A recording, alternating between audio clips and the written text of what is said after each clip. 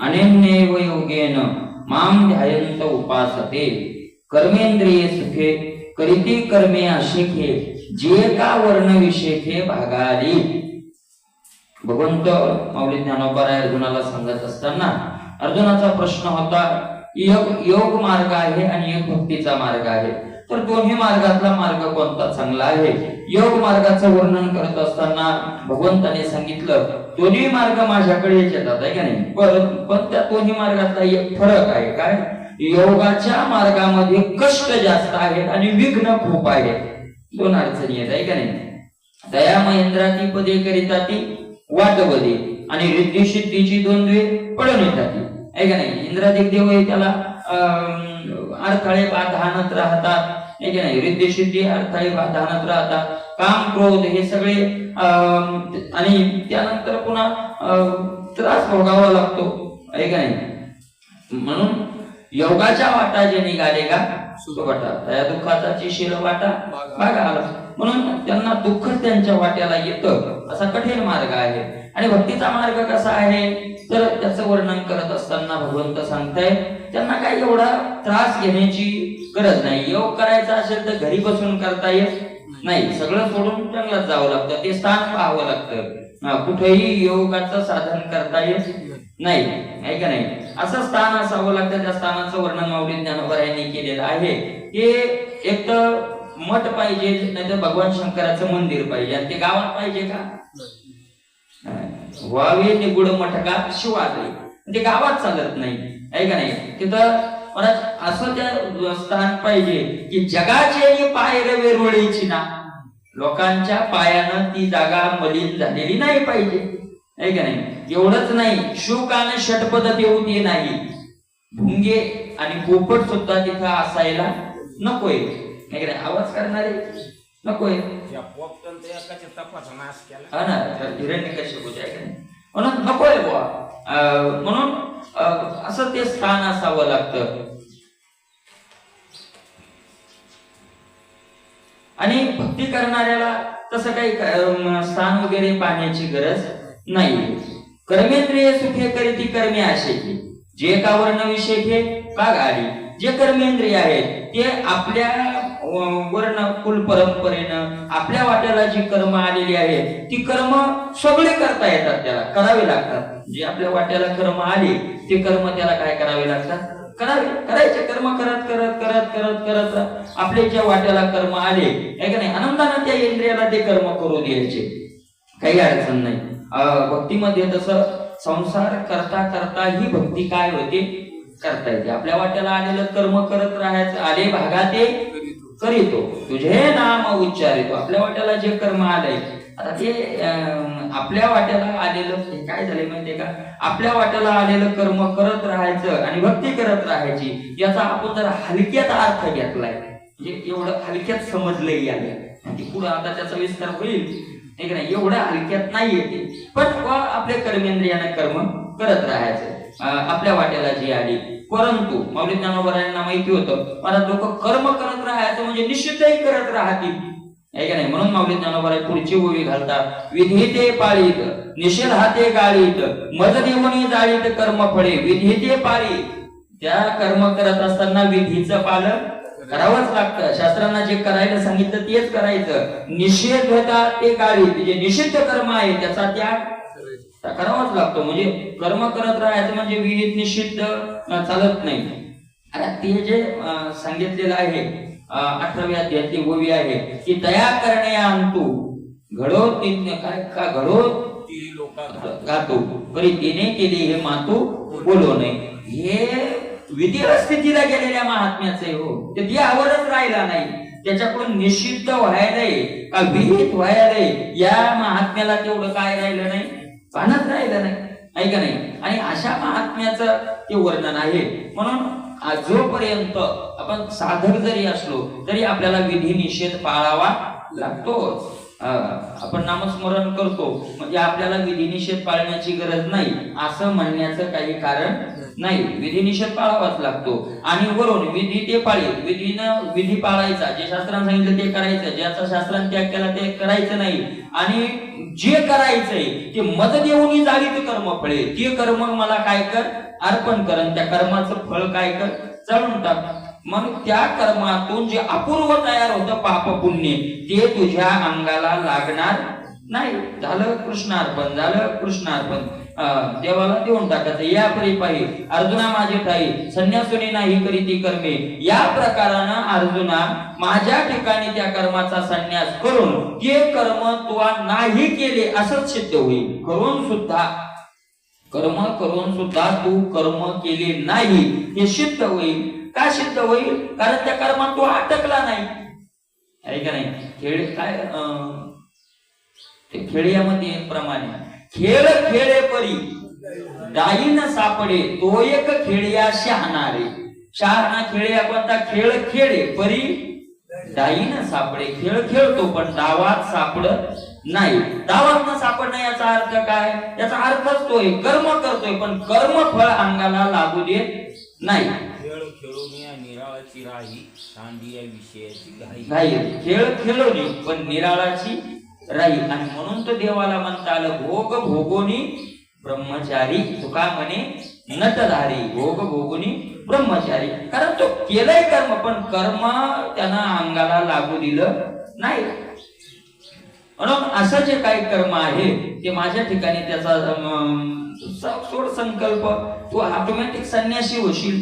म्हणजे कर्म करूनही कर्माचं फळ तुला लागणार नाही. या आणि काही जे जे सर्व कायिक वाचिक मानसिक भाव त्या मी वाचून धावा नव्हती आणि एक कर कर्म कर. काही अडचण नाही. कुशाल कर्म करतोय. तुझ्या वाट्याला जे आले मला जे वाट्याला आलंय एक का आपण जे करतोय ते कर्म नाही. आपल्या वाट्याला जे आलंय ते आपलं कर्म आहे. आपल्याला काही करा वाटतं आहे का नाही? आपल्याला काही करा वाटतं. मला भगवंतानं आपल्या वाट्याला ते कर्म दिलेलं आहे का नाही?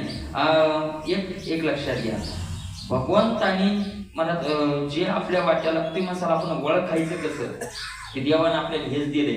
काहीच ओळखायची गरज नाही. ओढून ताणून आपल्याला तिथे नेल्या जाते. तुम्हाला असं वाटतंय का मी पहिलं हे केलं दुसरं ते केलं मग इकडून आलो मग हे व्यवसाय केला मग त्याच्यात नाही जमलं मग याच्यात आलो मग याच्यातून त्याच्यात गेलो. कशात नाही गेला. तू पहिल्या तुझ्या मनात करू लागला पण तुझ्या वाट्याला ते आलं नव्हतं. तुला ओढून ताणून याच्यात आणलंय. आता तुला वाटेल जे तुला आलंय ते तू काय करत राह. ती म्या केली मती भ्रमिष्ठ झाल्यामुळे तो म्हणत राहतो. बरोबर आहे का? आणि म्हणून असं जे आहे तुझे कायन कर्म हो वाचन कर्म हो मानसिक कर्म हो पण ते कर्म करत असताना तुझी धाव माझ्याकडे पाहिजे. कर्म कोणतंही कर पण तुला धाव कोणीकडे पाहिजे. नाही तर कर्म करत राहशील माझं आणि धाव असेल तुझी विषयाकडं तर मग मात्र चालणार नाही. कायिक वाचिक मानसिक सगळं कर्म करत असताना तुझी धाव मात्र अनोती नाही. तुझी धाव दुसरीकडे धाव असण्याचा अर्थ तुझं साध्य काय पाहिजे? भगवत प्राप्ती. हे कर्म करून मला देवाची इच्छा म्हणून मी करायला लागलोय. मला काय संबंध आहे त्याचा? मी देवाची इच्छा म्हणून करायला लागलोय. ऐसे जे मतपर उपासिती निरंतर ध्यान विषय घर माझे झाले. ऐसे जे मतपर. मतपर शब्दाचा अर्थ काय? मत म्हणजे मी आणि पर म्हणजे श्रेष्ठ. ज्यांच्या करता मीच श्रेष्ठ आहे. दुसरं माही सोडून त्यांना दुसरं काही श्रेष्ठ नाही. ही देवाची इच्छा म्हणून आम्ही करायलो. भगवंताचं काम म्हणून करायला लागलो.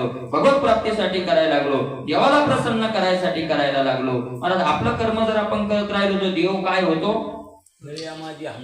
शहाणा. खेळ्या माझी हनुम्या शहाणा न पडे काम व्यसनी रे. ऐका नाही. अरे असं मला ते कर्म काय करत राहिलो? रामागड्याची आवडी रामागड्याची आवडी मोठी म्हणून लंके आवडी मोठी. आवडी म्हणून लंके.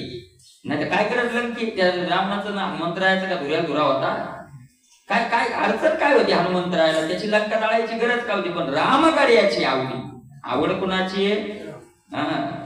म्हणून असे जे आहेत मला ध्यान विषय घर माझे झाले. आणि इतकं माझं ध्यान करतात, एवढं माझं ध्यान करतात की ध्यान करण्याच्या निमित्तानं माझं घरच त्यांचं हृदय होऊन बसले. कारण सतत माझं ध्यान करतात आणि म्हणून मी त्यांच्या हृदयात सतत राहतो चिंतनाच्या माध्यमातून. म्हणून त्यांचं हृदय माझं काय झालंय? घर झालंय. जयाची आवडी केली मज शिपळवाडी भोग मोक्ष बापुडी तेजिली कुळे.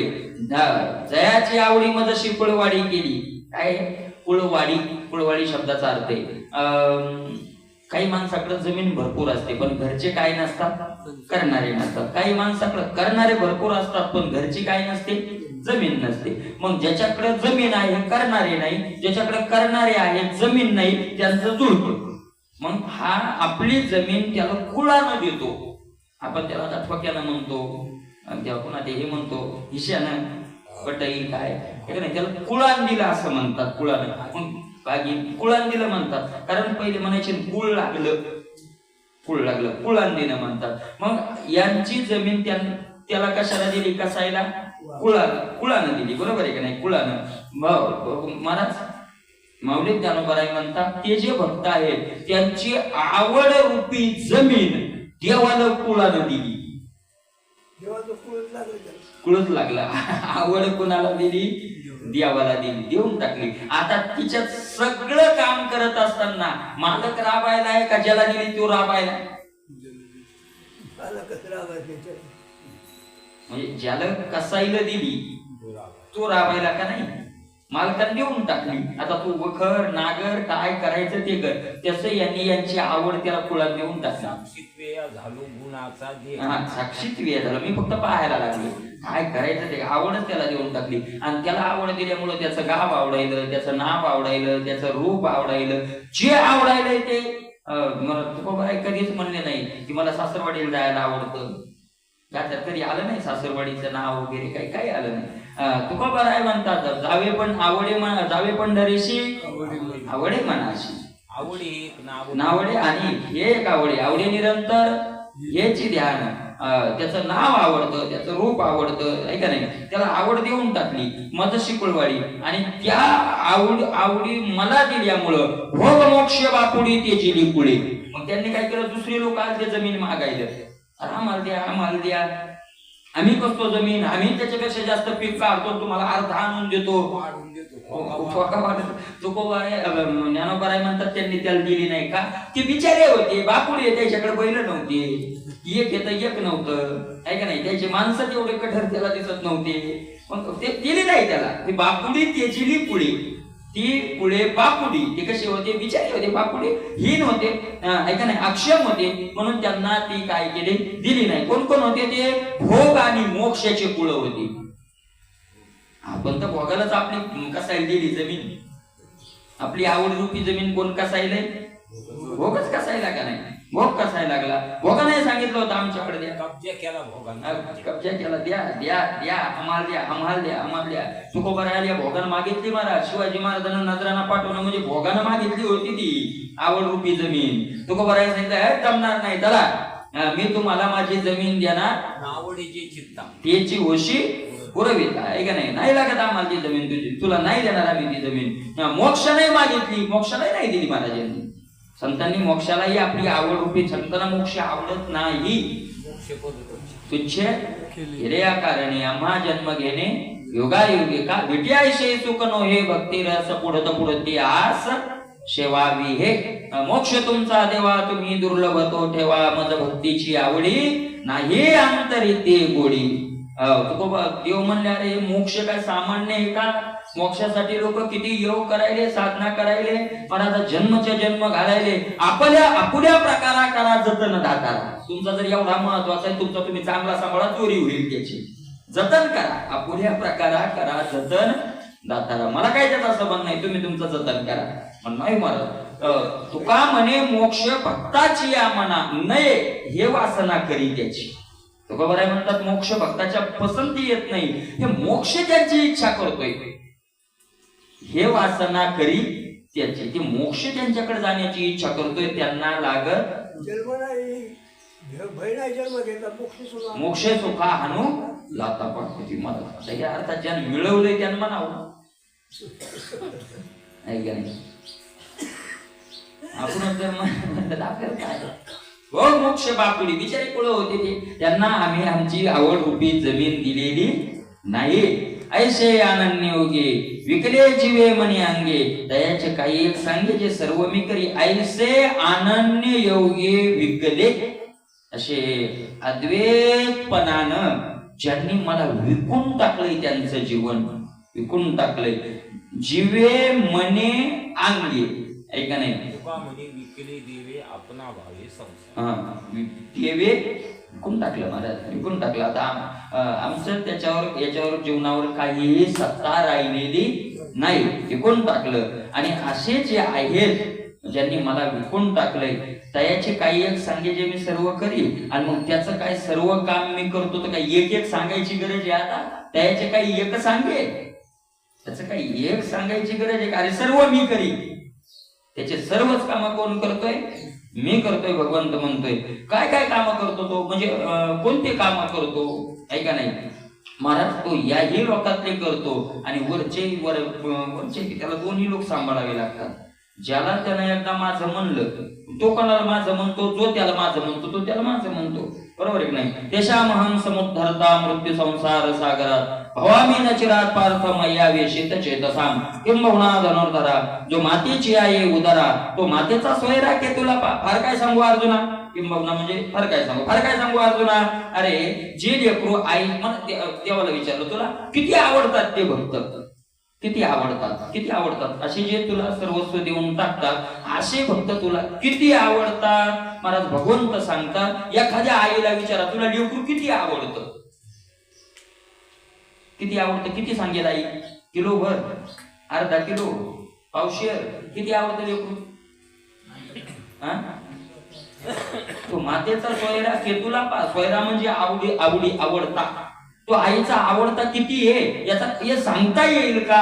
जसं आईला लेकरू किती आवडतं हे सांगता येत नाही, तसं ते मला किती आवडतात हे मला सांगता येत नाही. भगवंत म्हणताय तो मातेचा सोयरा केतुला आवडत, किती आवडीचा आहे तो आईच्या, हे आई जसं सांगू शकत नाही तसं मी सांगू शकत नाही. देवी मी तया जैसे असती तैशिया कळी काळ नको या घेतला पट्टा. देवी मी तया, त्याप्रमाणे, कोणत्या प्रमाणे? आई मुलगा आवडतो त्याप्रमाणे. आता कसलाही मुलगा असू द्या, आपुल्या जीवाहुनी असे वाढले ते जननी तुकोबाराय म्हणतात. आपुल्या जीवाहुनी, स्वतःच्या जीवापेक्षा आईला काय आवडतं? मातेची अवघी बाळकाची व्याप्ती. आपुला जवळी घेता शीन गेला, तुकोबारायांनी वर्णन केलेलं आहे. किती आवडतं महाराज. त्याप्रमाणे मी प्रत्येक लेकरू असंच असावं तसंच असावं असं का नाही. जशी असते तैशी, जशी असतील तशी, जसं तसं कसंही असो ते. चिखलान भरलेला असो, लंगडा असो, आंधळा असो, घाण झालेला असो, निर्बुद्ध असो, बुद्धिमान असो, धनवान असो, निर्धन असो, उच्च शिक्षित असो, अशिक्षित असो, काही असा काही संबंध आहे का? जैसे असतील तैशी, जसे असतील तसे असतील, काही अडचण नाही, पण माझे पाहिजे ही आटच आहे. बरं याचा आपण लय फायदा घेतला. देवाला काय लागतंय? आपलं नाही, आपलं सगळंच लागतंय. महाराज देवाला त्याचं काहीच लागत नाही ज्यानं सर्वस्व दिलंय. कारण देवाला माहिती आता याच्या जवळ द्यायला आता दुसरं काहीच नाही. जवळ द्यायला दुसरं काहीच नाही. सुदामजीचं महाराज काय झालं, देव कोणाच्या प्रसन्न होतो? सुदामजी 4 दिवस झाले खायलाच काय नाही. 4 दिवस खायला काय नाही म्हणजे तुम्हाला काय मजा वाटायली का? एक दिवस मधुकरी ते भिक्षा मागायला गेले, एवढे तांदूळ आले, लेकरा सहित उपाशी होती, लेकरा सहित उपाशी, एवढे तांदूळ आणले, शिजवले तर 4 लेकर, तसं तर ते 4 सांगितले दाखवले. नामदेव महाराजांनी 5-7 लिहिले. बाळे 5-7 बाहेती धोंबती भुके तळमळती रात्रंदिवस. मला ते लेकरू रात्रंदिवस पडायचे आईला, आई महाराज. पण मग ते शिजवले आणि थोडे लेकरांना दिले. यांना दोघांनाही काही खायला राहिलं नव्हतं. दोघांपुरतं त्या लेकराचं पोट नाही भरलं. मग यांनी पाणी पिलं, झोपले. पण रात्री 12-1 वाजता उठले सुदामजी. आग उठली ना पोटात, आग उठली. गेले पाहिलं ते गाडग्यात शिजवलेले तांदूळ, म्हणून ते गाडगं पाहू लागले. ते एक तांदूळ दिसला, ते चिटकलेला राहिला. एक तांदूळ घेतला, पत्रावळी घेतली, पातर ते अर्ध फाडलं, त्याचे 2 पानं काढले. तो तांदूळ 2 जागी केला. लक्ष देऊन ऐका. तो तांदूळ 2 जागी केला. अर्धा या पात्रावर ठेवला आणि अर्धा त्या पानावर, 2 पानावर अर्धा ठेवला. बायको झोपलेली आहे. 2 हातात ते 2 पात्र धरले. एक बायकोच्या उशाला नेऊन ठेवला, कारण तिचा हिस्सा अर्धा तांदूळ, अर्धा किलो नाही. बायकोच्या उशाला नेऊन ठेवला तो एक, आणि एक तांदूळ भगवंताने रुक्मिणी माता लक्ष्मी माता बघायले. लक्ष्मी देव म्हणले बघ म्हणले किती भक्त काय महाराज आपल्या बायकोचा हिस्सा सुद्धा खाल्ला नाही, ठेवलंय म्हणल्या तिच्याजवळ, अर्धा तांदूळ खाईल म्हणले. आता काय होतं अर्ध्या तांदळानं खाल्ला नाही महाराज. पाण्याचा तांब्या भरून घेतला. भगवंताची मूर्ती होती घरात. रुक्मिणी माता भगवंताच्या समोर गेले. अर्धा तांदळाचा दाणा देवा पुढे ठेवला आणि त्याला ओवाळलं आणि हात जोडले. देवा गरीबाची भाजी भाकरी स्वीकार करा. देवाच्या डोळ्यातून अश्रू आले. रुक्मिणी माता रडू लागली. देवा अर्धा तांदूळ पण तू मला अर्पण केला, स्वतः नाही खाल्ला. पत्नी उठली. तिनं जागीच होती ना, तिला कुठली झोप येते. तिनं पाहिलं आपला पती काय काय करतोय. तो अर्धा तांदळाचा घेतला. सांगितलं पती देवा तुम्ही तुमचा अर्धा त्याला अर्पण केलाय, माझा कशा शिल्लक ठेवता. ती माऊली असेल माझा, मग तुला नसल खायचा तर कर रुक्मिणी मातेला अर्पण. काय माऊलीनं मला रुक्मिणी मातेला तो अर्पण केला. पाणी फिरवलं, हात दोघांनी जोडले. तिकडे देवाच्या रुक्मिणी मातेच्या हातावर तांदूळ अर्धा गेला. सुद्धा देवानं अर्धा खाल्ला. महाराज देवानं अर्धा तांदूळ खाल्ल्या बरोबर तिन्ही लोकातले देव ढेकर देऊ लागले. तृप्त झाले. तिन्ही लोकातले देवांनी ढेकर दिले. सुदामजी नाही ढेकर दिला. त्या देव भगवंताने सांगितलं सुदामा आज तू तिन्ही लोक तृप्त केले, तिन्ही लोकाचे पोट भरले आज. आणि मला ते घेतलं. रुक्मिणी देवानं तो अर्धा दाणा खाल्ला. रुक्मिणी मातेच्या लक्ष्मी मातेच्या हातात तो दाणा आहे अर्धा तांदळाचा. देवानं सांगितलं लक्ष्मी खाण्याच्या आधी विचार कर, अर्ध्या तांदळाच्या दाण्याची तुला परत फेड करावी लागेल. सांगितलं तिन्ही लोक तृप्त झाले त्या दाण्यातून. तिनं सांगितलं देवा माझं सगळं वैभव मी सुदाम्याच्या पायावर नेऊन टाकणार. अर्ध्या त्याचा घेता तो अर्धा आपल्या घरात पोते भरले तर मला अर्ध्या तांदळानं खुश होईल. तो काय येडा पिस लागलं काय, त्याला गाजा केला काय, तो खात नाही महाराज, खात नाही. ज्याचं सर्वस्व अगोदर दिलंय त्याला माहिती त्याच्याजवळ आता द्यायला काही राहिलं. सर्वस्व याचा अर्थ देह सुद्धा. सर्वस्व म्हणजे धन नाही, देह सुद्धा स्वतःकडे ठेवला नाही. त्याच्या तुळशी दळ पाणी मागे, माझे तुळशी दळ पाणी त्याच मागे. महाराज ही पळवाटी देवाला काही लागत नाही. आपल्याजवळ करोडो ही पळवाटी, त्याला सर्वस्व लागते. सर्वस्व लागते याचा अर्थ वाटून द्यायचं का नाही, सगळं त्याला अर्थ. आता त्याचं धन आहे आपलं काय. आणि म्हणून असे जे अनन्य योगी विकले, असे ज्यांनी मला विकले अनन्य जीवे मनी अंगे, त्याचं सगळं मी करतोय. किती आवडतात त्याला लेखो, किती आवडतं काय सांगता येतं का. धरी नारायण चाड इच्छा त्याला तीच आहे. चाड म्हणजे इच्छा ती काय केलं मी त्यांच्या करता, जशी असते तशी, मग जसे असतील तसे असतील.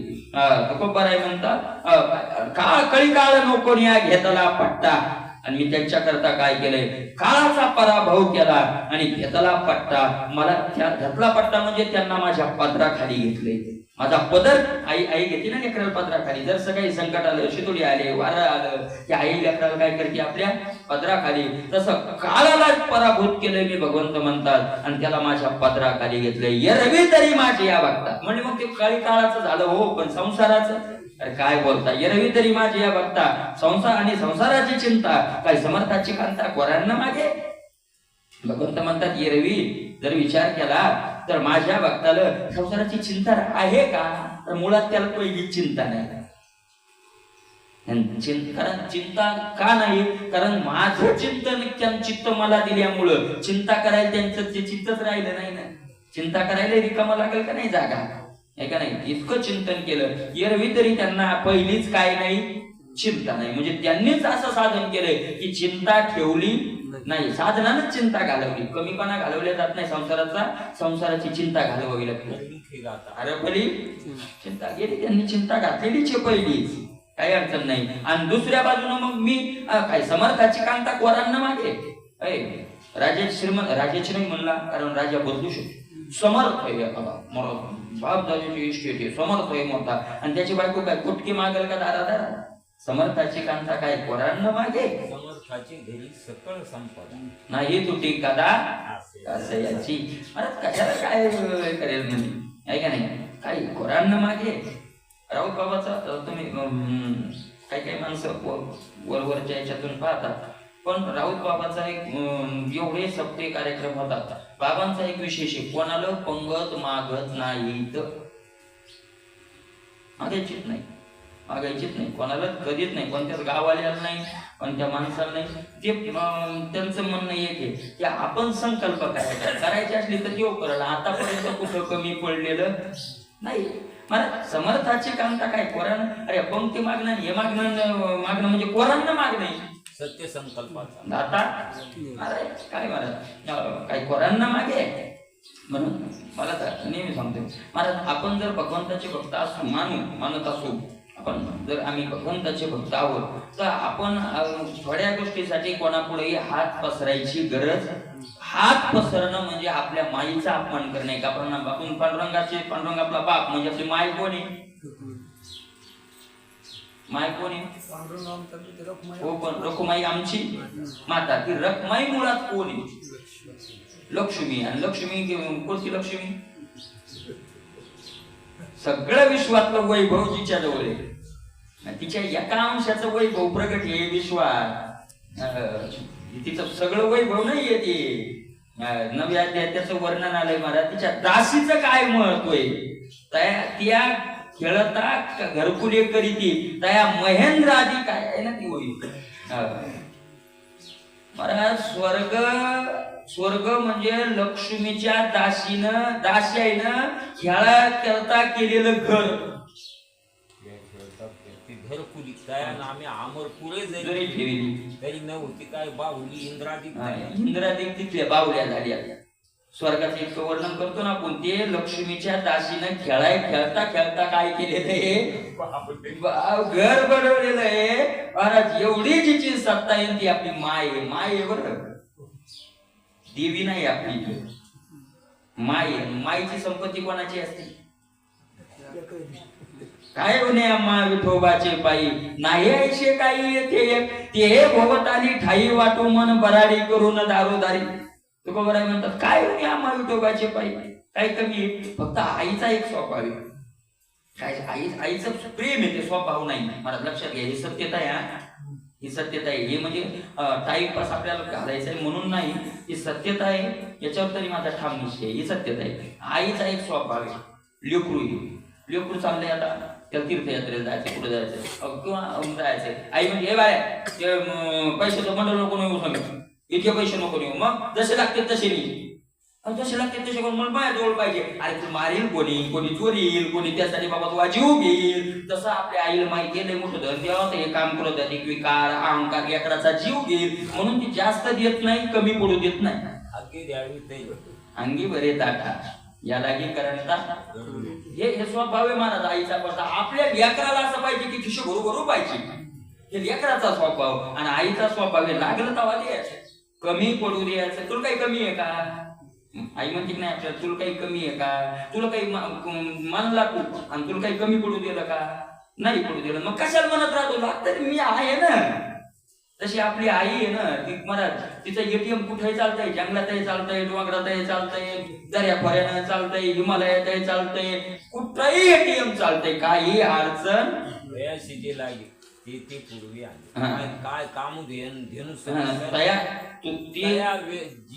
तया ते एकले धनी मन तो निर्धन या भाषाने काही काम धेनु सर्वस्व हान चालत असे तो जे धवा जे मागे ते एक सरेची प्रसव लागे विश्व विभव अंगे सगळं आई आपली.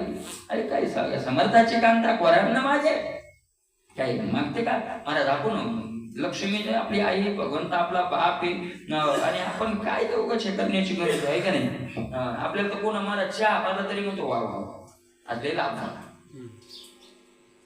आपल्या भावना वेगळ्या असतात. आपल्याला वाटतं मी कीर्तन करतो महाराज, हे वाऱ्या करतो हे करतो म्हणजे वारकऱ्यांना सुद्धा आपले पैसे घेऊ नाही. कुठं संभारान बूट शिवला तर आपले पैसे घेऊ नाही. पण टेलरनं शर्ट शिवलं तर महाराजाचे पैसे घेतो का? त्याला काही पोट नाही का? आणि त्याचा धंदा ठेवेल, त्याचं ते जीवन त्याच्यावर त्याला 550 महाराज भेटले तर त्याला घरी पण जावं लागेल ना, आहे का नाही? कोण एखादी दुकानात वस्तू घ्यायला गेली तर त्या लोकांपेक्षा आपल्याला काय द्यावी? कमी द्यावी. मग दुसऱ्याकडून काढून घे ना. तुला काय दुसरा गिरायक म्हणजे दुसऱ्यांचं नुकसान झालं तरी आम्हाला काय झालं पाहिजे फायदा. ही नाही देव नाही मला. असे मी एक वारकरी पाहिला, साध्या साध्या गोष्टीला नावेकडे गेला, किती रुपये झाले? 20 रुपये. 30 रुपये 30 काउट. तुम्ही वारकरी तुम्ही कमी द्या, 30 काउट. नाही अरे मी श्रीमंताच लेकरू हे, 10 शिल्लक. भीमदादाचा एक कोणी महाराज आले पैसे जवळ की ठेवायचेच नाही म्हणून त्यांना मी म्हणलं स्वतः, म्हणलं दादा तुमच्याकडे पैसे नाही. पुढं ते म्हणले जिथं लागले तिथे तू देतोय. मला त्यावर मी असा लागतच जाते. त्या दिवशी एक पाहिलं, यमुनीच्या तीरावर एक साधू राहतो. 90-95 वर्षाचं वय, यांनी झाडाखाली राहत साधू. झाडाखाली, घरच नाही, झाडाखाली. त्या महात्म्याकडे चॅनलवाले गेले आणि ते बोलू लागले. त्यांनी सांगितलं ते झालं त्यांचं. त्यांनी 100 रुपये काढले त्या चॅनलवाल्यानं दिली. बाबा हे राहू द्या. ते म्हणे नाही, मी काय म्हणे येतं आपलं टाकून पसारा देऊन भजन करत तिकडे राहतो. पसारात काय काय झाडाखाली कपडे मी कुठे ठेवू? म्हणे बाबा नको माझ्याजवळ, मला भीती वाटते म्हणे त्याची. कशाची? पैशाची. येईन कोणी, भीती वाटते म्हणे मला, नको बाबा ते मला. नाही म्हणे बाबा राहू द्या, नको म्हणे. पण त्यानं मग नाहीच म्हणे. मग मागून सांगितलं म्हणे बाबा 20 रुपये दे म्हणे. त्यांनी सांगितलं तुम्ही 20 रुपये का? त्यांनी सांगितलं पहिलं मला पहिल्या दिशेला बाहेर जाता येत होतं, पण आता बाहेर जाता येत नाही. आता सगळीकडून वस्त्या झाल्या, लोक मला हातात येते, म्हणून मी संडास मध्ये जातोय. आणि 10 रुपये सकाळचे आणि 10 रुपये संध्याकाळचे 2 टाइम मला जावं लागतंय. तर 20 रुपये दे. मग आजचं भागलं. त्यांनी सांगितलं बाबा मग राहू द्या, ते 2-4 दिवसाचं भागल. ते म्हणले नाही. त्यांनी सांगितलं 5-7 वर्ष झाले मी बाहेर जात नाही, आज जातोय, पण ज्या दिवशीचे 20 रुपये आले नाही असं घडतच नाही. मग तू एका जास्त घेऊ काया महाकरणे अधिक संसनी देव झाला ऋणी पुरविला. असे महात्मे गेलं आहेत महाराज. नाही असं नाही. आणि मग काय महाराज समर्थांची कांता आणि भगवंत म्हणतात तैसे ते माझे कलत्र हे जाणीची, आणि ते तर माझे कुटुंब आहे.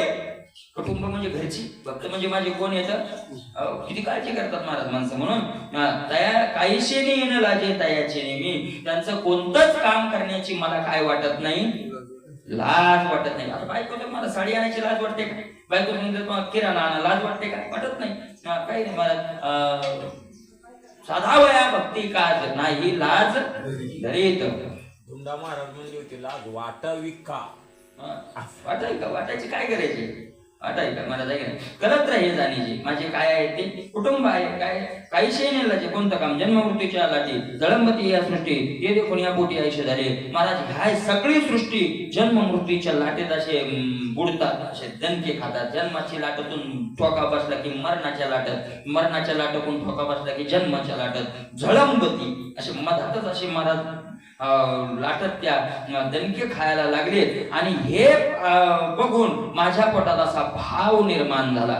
मला असं वाटलं काय झालं की भवसिंधूचे नि माझे कवनाचे दाखवून उपजे ते तर जरी की माझे बी ध्यान. मला भवसिंधू जर खळवळला तर कोणाला भीती वाटत नाही. काय नम्रतयाची आई चित्ता युगांत होय. माऊली म्हणतात जवळ मरणाऱ्याच्या जवळ बसलेले सुद्धा असे थरथर थरथर कापतात. तुला बिघडता मोठे भूतांची कडा होता, कोणाला धाक निर्माण होत नाही. आणि मला असं वाटलं की तिथं माझ्या जरी माझे भीती माझ्याही भक्ताला तिथं काय वाटेल, भेव वाटेल कदाचित. म्हणून मी काय केलं, म्हणून एका पांडवा मूर्तीचा मेळावा करोनी त्याची या गावा धावत आलो.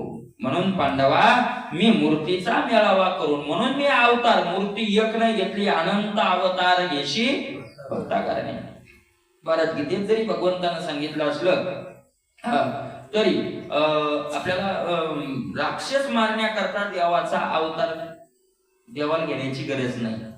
राक्षस मारायला घ्यायचे अवतार काय? ते सुंदर एवढे मोठे राक्षस मारायला का देवाला अवतार घ्यावा लागला का? एक अप्सरा पाठवली त्याच्यात त्याची युद्ध करून काय झाले म्हणून घे. काय लागतंय? जागेवर बटन लागलं असतं रावणाला अटॅक नसता का लागा? त्याला अटॅक नव्हता येत, कंसाला येऊ शकत होता ना, त्याच्या करता येत नाही. तुकोबर आहे म्हणतात आम्हासाठी अवतार मत्स्य कुर्मादी तुकर, आमच्या करता अवतार आहे. म्हणून भगवंत सुद्धा इथं मान्य करतात की त्यांच्या करता मी काय घेतो, अवतार घेतो. आणि त्याच्या गावाला तयाची या गावात धावत आलो. पुन्हा काय केलं, नामाची या सहस्रवरी नावा या अवधारी सजोनी या संसारी दारो झालो. नामाची या सहस्रवरी हजारो नावं ठेवून घेतले. हजार नाही, हजाराच्या वर हजारो नावं. किती नावं आहेत देवाला? अनंत.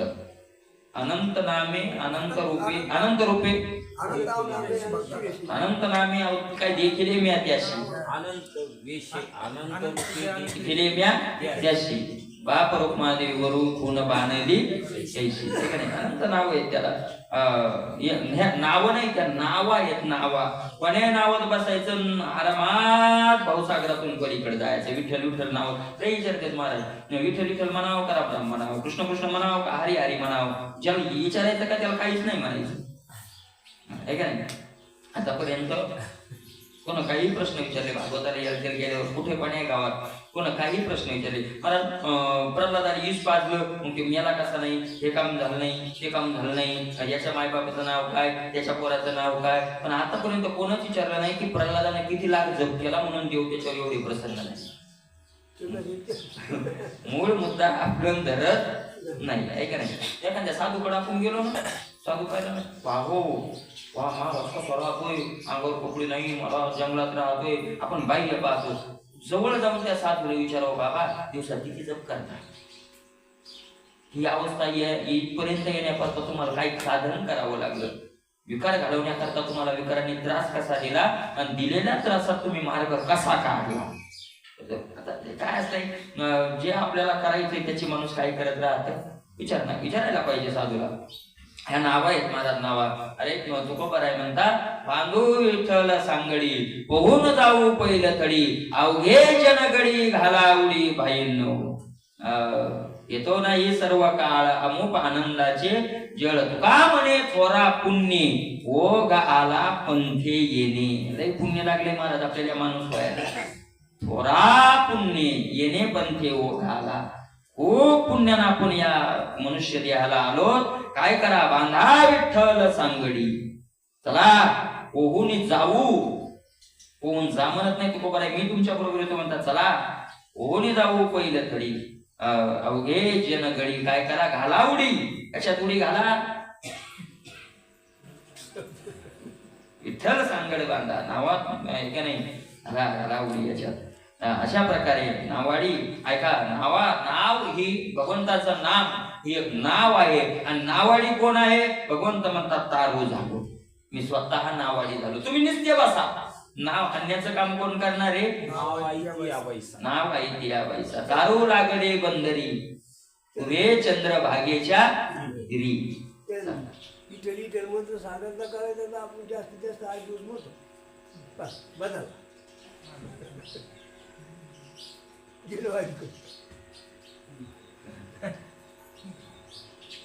परमार्थात सगळ्यात कठीण आहे नामस्मरण करणं. नामस्मरण सगळ्यात कठीण. तुम्हाला का 5 लाखाची पंगत करणं सोपं आहे,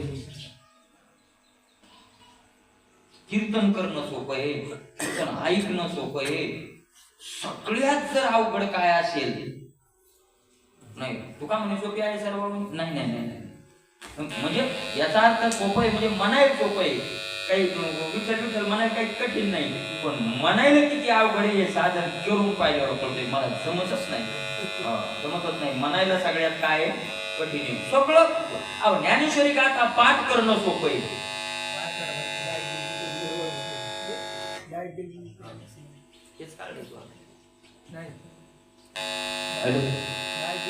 गाथा ज्ञानेश्वरी पाठ करणं काय सोपं आहे, काही करणं बाकी सोपं आहे. पण नामस्मरण करणं, कारण नामस्मरण म्हणजे मनावर डायरेक्ट हल्ला आहे. डायरेक्ट हल्ला ते सहन करत नाही. बाकीचे लांबून लांबून हल्ले फुकवतोय ते, नामस्मरण नाही.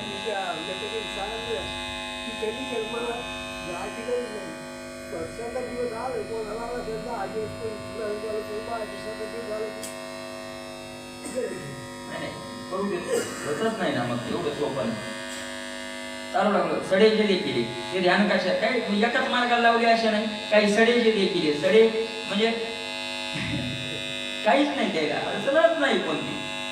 असे देखील ते ध्यानाच्या मार्गाला लावले. कारण ध्यान करायला माणूस काय लागतो, सडा लागतो, ध्यानांत करावं लागतं. आपण ध्यान करायला बसलो डोळे लावले तर आपल्याला सोयाबीन दिसतील, ढोरं दिसतील, घर मागं कुठं नाही येणं. म्हणून आपल्याला ध्यानाच्या मार्ग नकोय. आपल्याला नाही सडे देखले परिग्रही घातले तरी यावरी जे परिग्रही आहे त्याचे संसार आहे ते या नावावर घातले. बाबा करा संसार, कामामध्ये काम, काही म्हणा राम राम, काही म्हणा राम राम राम राम म्हणा.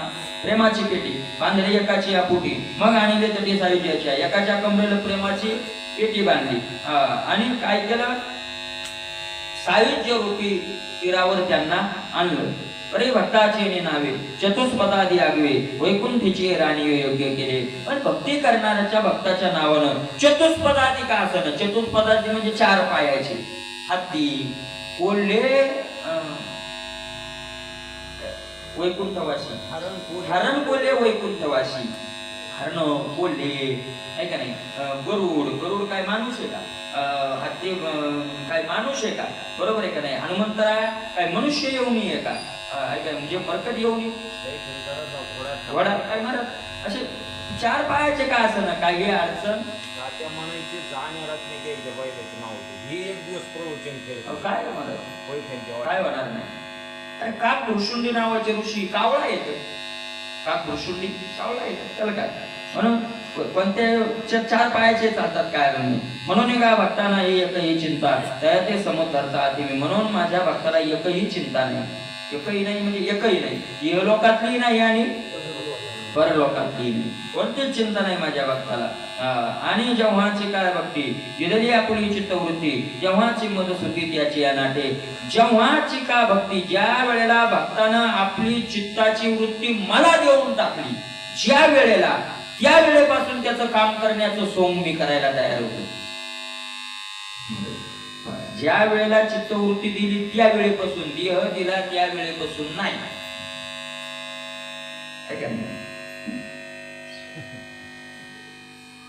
अवघड आहे. या कारणे या भक्तराया हा मंत्र तुला धनंजय शिकीजे जर या मार्गा भजीजे. म्हणून तुला जर भक्तीचा मार्ग अवलंबन करायचा असेल अर्जुना, तर या मंत्राला सोडू नको. यो मंत्र शिकूनच घे. कोणता?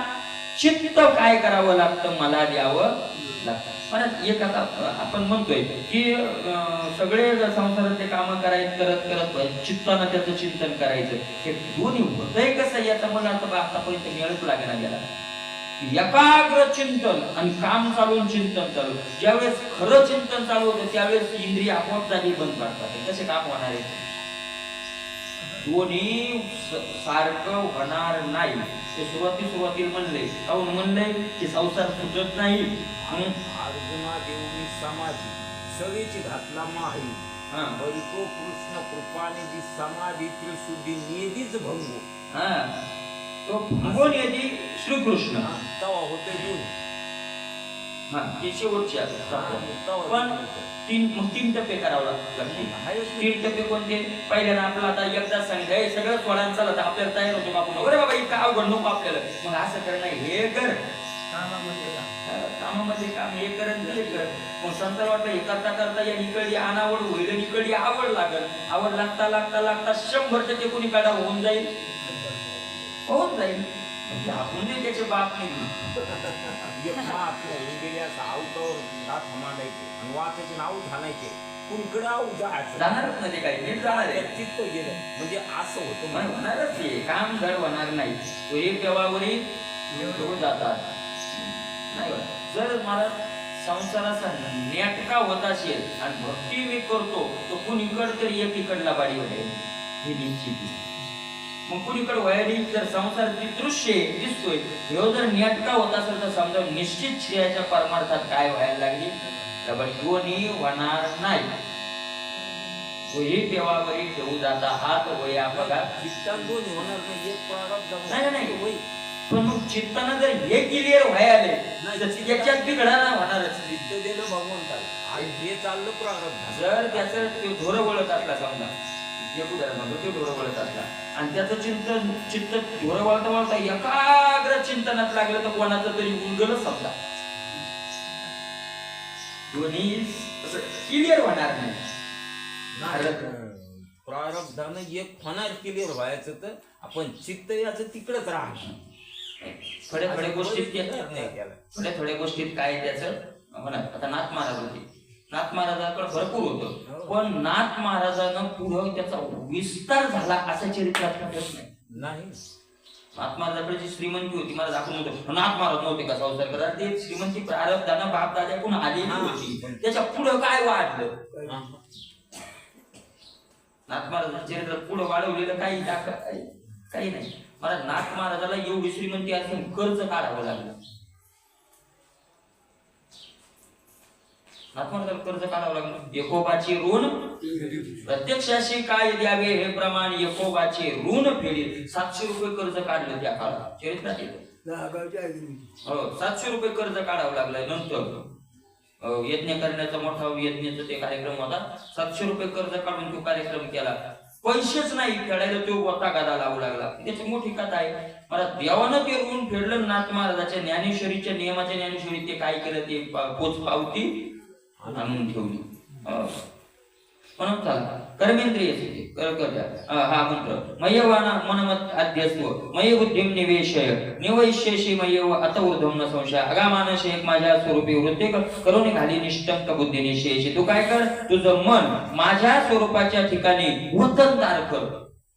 वृत्तीसह वतनदार करून टाका. वतनदार करून वृत्ती सहित मजल पवी माझे चित्त माझे मन चरणी ठेवी. निवृत्ती पदोपदी गोवी तू गोसावी जगदोद्धारणा. आहे का नाही? वृत्ती सहित काय नेहमी आपण ऐकतो वृत्ती वृत्ती वृत्ती. मला वृत्ती एकदम जर वृत्तीला बाह्य धावा असेल, ज्याची वृत्ती अंतर्मुख होत नाही, काही ध्यानाच्या माध्यमातून वृत्तीच काय करून टाकली, अंतर्मुख. वृत्ती हे निवृत्ती झाली. तुका म्हणे वृत्ती, तुका म्हणे नये वृत्तीवरी, तुका म्हणे मग नये वृत्तीवरी सुखाचे शेजारी पवडई. 2 भाग आहेत. एकानं वृत्तीवरच येऊ दिली नाही. आणि आपली जर बाह्य वृत्तीला धावा असेल, वृत्ती बाहेर येत असेल, तर मग बाहेर येऊ द्या आली तर पण त्याच्या चरणावर गेली लावायचा प्रयत्न करायचा. तिथे माझी आहे वृत्ती राहो, मग तिकडे लावायचं. वृत्ती शब्दाचा अर्थ काय?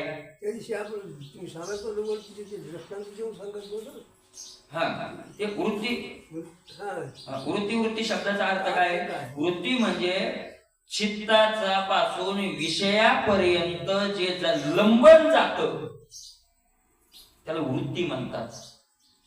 आता विषय बाहेर आहे आणि चित्त कुठे आहे? आत आहे. तर मग चित्तापासून विषय आणि चित्ताची एकरूपता करणारा घटक, चित्त विषय आणि चित्त याच्यात जे अंतर आहे, त्या विषय आणि चित्ताच्या अंतरामध्ये जो भाग असतो जोडणारा त्याला वृत्ती म्हणतात. मग ती तिकडे बाहेर निघाल्यानंतर विषयाकडे जर जात असेल तर चित्तात काय घेऊन चालली? विषय घेऊन चालली. आणि बाहेर निघालेलं चित्ताचं लंबन जर देवाच्या पायावर गेलं तर आज काय घेऊन चाललंय? पाय घेऊन. चित्ताला काही माहित नाही. वृत्ती बाहेरून जे गोळा करून नेते ते चित्तापर्यंत पोहोचतं. त्या मधल्या लंबनाला काय म्हणतात? वृत्ती म्हणतात. मग तुका म्हणे मग नये वृत्ती वरी, म्हणजे वृत्ती वर येणार नाही. म्हणजे असं नाही जसं देहावर येणार नाही तसं वृत्तीवर नाही. आमची वृत्ती आतून वरच येत नाही विषयाकडे जाण्याकरता. वृत्ती वरी नाही का? ते चित्त सुखाच्या शेजारी पडलंय. आणि मग आता चित्त आत गुंतल्यामुळं त्याची वृत्तीला काय पाहिजे? आनंद पाहिजे. चित्ताला आनंद पाहिजे. ते आतच राहायला निवांत हाताने चिंतीने पावलो दिसावा. बाहेर झडग लागल्यामुळे ते घर लावून आता आराम करायले. त्यांचं चित्त बाहेर झडग लागलं. आपलं झडग्यात ढोरं आहेत ना आपल्याला, ज्याला ढोरं लय मोठे आहेत त्याला झडग्यात सुद्धा मग क्षेत्रीय हातात आणि एक हात कशाला नाही काळी काकर. ऐकाय का? ढोरं लय मोठे, काळी काकर, भाकर त्या छत्रीला बांधलेली, छत्री डोक्यावर आणि एक हात कशाला? सांगा कोणी ढोरं बांधणार? एक हात कशाला? दास आणायला. इकून चावला की आणला, तिकून चावला की आणला, तिकून चावला की आणला. एक तर पक्का गुंतलेला आहे, एक तर हात पुन्हा त्याच्यात वारा आले की छत्री उलटी येतो ना वार. लाट आली एखादी वार आली की छत्री काय? छत्री उलटी झाली की भिजला. पुन्हा छत्री उलटी होती कंबळी एखाद्याच्या आबरेटाची भांडी इकडे पळाली की ते तिकडे पळालं. मला रडकुंड यावं लागतं. मरण भले परी काय अवकळा आयसी. आणि ज्याला कतही ढोरं नाही ते घर लावून काय करायला? तसं आहे ना. यांना विषयाचे जनावर नसल्यामुळं विषयाचे जनावरच ठेवले नाही महाराज. आताच आनंद निर्माण केला आणि घर लावून आपल्याला लय मोठ्या काही झाल्या सहज मी आंधळा का ऐका नाही. आपल्याला महाराज हे करायचंय ते करायचंय, माझा डास डसायली येत महाराज. किती डास डसायले तर इकून फोन येतो, या पोरीचं असं झालं, त्या पोरीच्या पोरात ताप आली, त्याला मधुमेह झाला, याला स्वाईन फ्लू झाला, त्याला मलेरिया झाला, डास चिलटा हाणणं चालूच आहे, आगवण चालूच आहे. पुरा चिलट असलं तर ते गुथे आणून जाते का नाही. काही काही चिलट तर महाराज त्याला रोग दुखणं येतं, ते कोणता कोण रोग होतो तो जास्त डास एकदा असला की कोण काय करून होतंय ना रक्तात डेंगू होतो. म्हणजे मग यालाच ऍडमिट करा, त्या चिलटानं यालाच ऍडमिट करून टाकलं, सोडी न गेली आपल्याला आहे का नाही. असंच आहे सगळं. काय करतो दाकिरी पात्र झोळी धर्मा अधर्मा अशा कोल्हाळ चुकविला त्रिगुणाचा ओळख. चुकविला हे सगळं काय केलं, चुकवलं लागतं महाराज.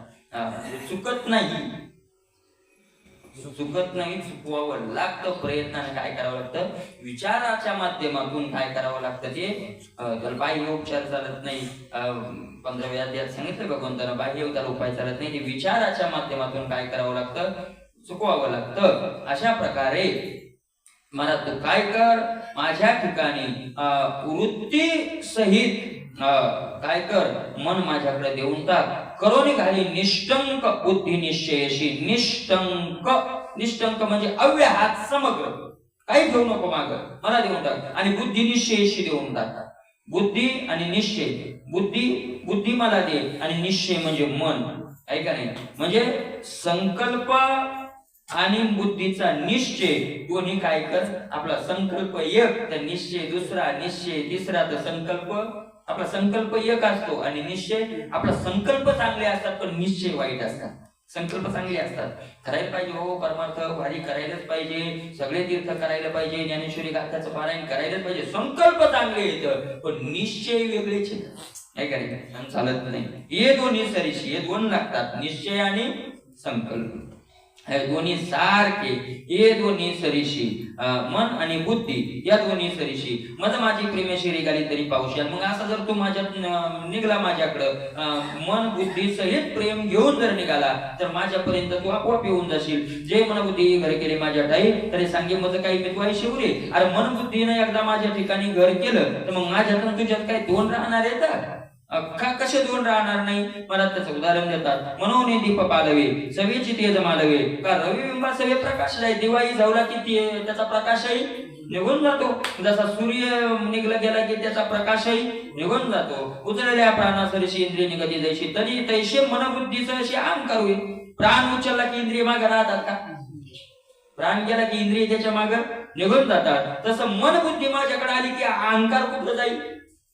अहंकार मनबुद्धी सहित कुठे येईल? माझ्याकडे येईल. म्हणून माझी या स्वरूपी मनबुद्धी ये निक्षेपी येतुलीने सर्व व्यापी मीची वशी. म्हणून अगोदर काय कर, मनबुद्धी तू माझ्या ठिकाणी ठेव.